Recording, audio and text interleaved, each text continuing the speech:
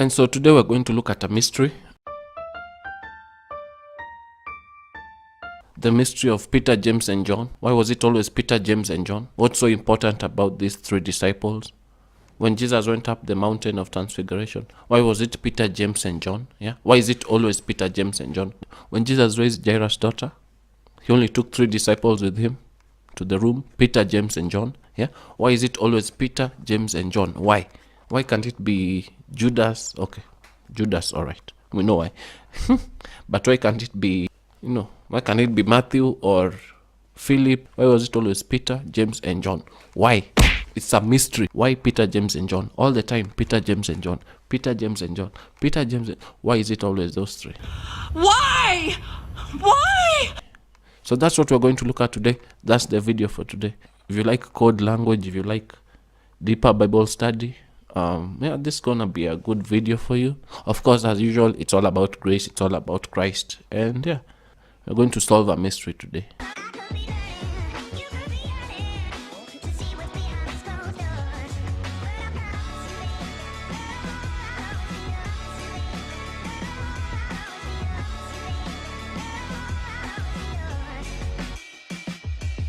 Hi guys, my name is Billy and I'm the administrator at The Father's Love for You, which is our Facebook page that focuses on the Father's love for you, on God's love for you.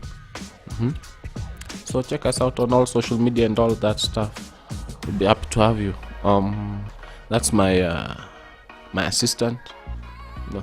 Keeps things going, keeps all the lights and everything, Hello. I really appreciate her. She called Meanie, and very important woman in my life. Okay, let's get right to business.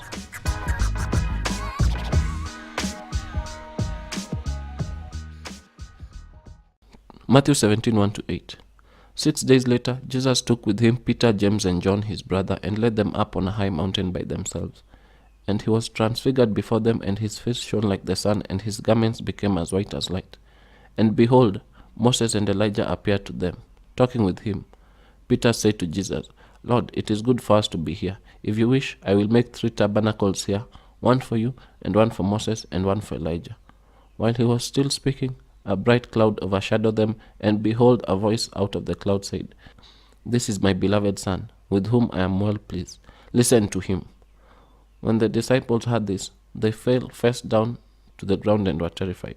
And Jesus came to them and touched them and said, Get up and do not be afraid. And lifting up their eyes, they saw no one except Jesus himself. So that's what we're focusing on today. Why does Jesus always go with Peter, James, and John to important events? So let's get right to it. The name Peter, Peter means the rock. Peter means stone, right? Peter means stone. James is a variant of Jacob, which means supplanter or replace. A supplanter, or something that replaces the other, that comes on top of the other. That's the name James. And finally, John. If you find a Jew called Yohanan, it's actually John in English. So Yohanan, John means God is gracious. That's what John means. Now, Peter, James, and John. So let's look at the name meanings in Hebrew. Peter means the rock. If you smell. James has been replaced. John by God's grace. You can see it now. The law has been replaced by God's grace. The stone has been replaced by God's grace. The rock has been replaced by God's grace. So now you know why it's always Peter, James, and John, and it's an important thing. Jesus was bringing something new. Remember us guys looking at John?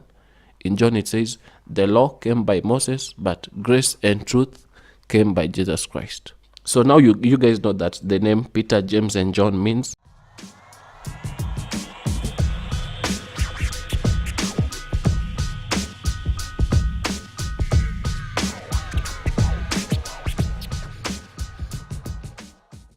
And so Moses and Elijah appeared to them, talking with him. So you have Moses on one side and you have Elijah on one side.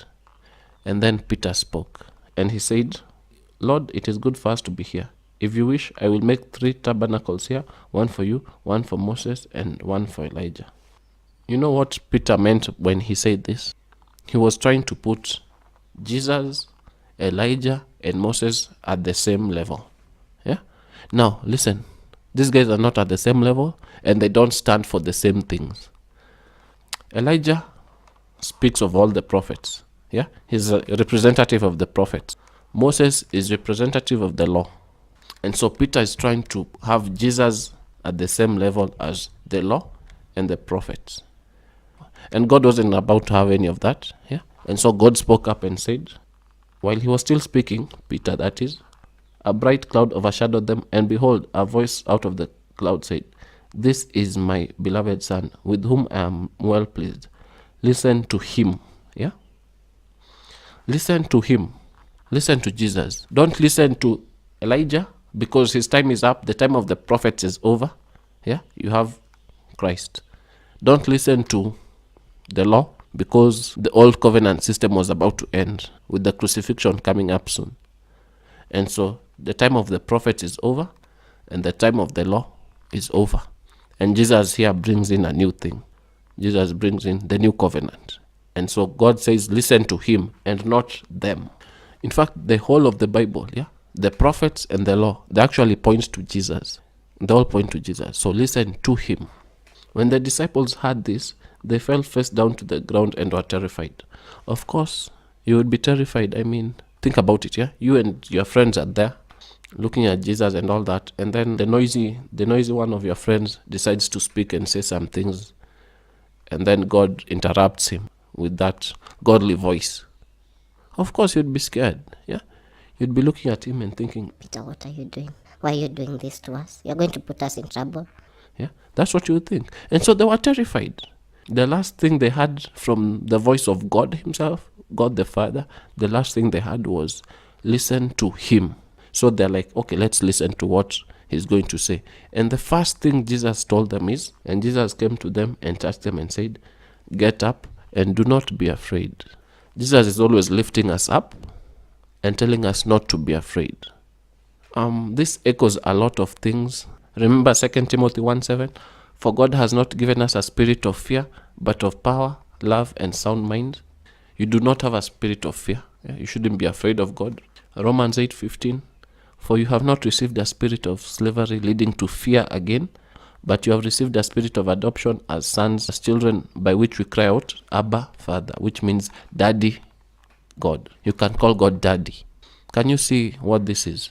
You're not supposed to be afraid of God. You're not supposed to be afraid of Christ. In fact, we are warned against fear. 1 John 4:18 says, there is no fear in love, but perfect love casts out fear. Because fear involves punishment, and the one who fears is not perfected in love. So you guys should not be afraid of God. You should not be afraid of Judgment Day. Yeah? 1 John 4:18 and 19. And I actually had a full video saying why you should not be afraid of God and why you should not be afraid of Judgment Day. Check them out. Good videos. And yeah, that's what Jesus is telling his disciples. You can see he's lifting them up and telling them, do not be afraid. Yeah? Fearful Christianity isn't the correct Christianity. If you are a Christian and somehow you find yourself scared of God, or you're afraid of him, that he might do something to you, you're missing it. You're missing it. There's something you're missing. So just get back to the Bible, or just check out the other videos, because we got good material here. You can do that and find out the truth of the gospel. Yeah. So I hope you guys are finding some new things here. It's all about Jesus. It's all about the new covenant. It's all about grace. The stone has been replaced by grace. Peter, James, and John. The Bible is not about rules and regulations. It's about the guy. Yeah, it's about a relationship with the guy. It's about a relationship with Jesus Christ himself. And trust me, there's nothing better than that. Well, that's it for today's video. Hope you learned something. If it was too fast for you, maybe you're not convinced, you can just, watch it again and take it a bit slower. If you're still not convinced, just leave a comment and I'll try explain a little bit more. And if you're still not convinced, check out all the other videos. And if you're still not convinced, you guys, don't worry about it. It's a process. You'll be learning and all that, right? All right, that's it from me. That's it from Minnie. And I want to thank you guys. The last video on spiritual warfare, I woke up today and Yeah. Well, to me, that's going viral. I never expected that ever. It just reminded me to, to be thanking you guys for watching my stuff and for supporting, for subscribing. Yeah, I really do appreciate it. Believe it or not, I really do. Thank you. Thank you very much. Thank you very much. And remain in grace, my friends. Be seeing you soon. Very soon. Thanks.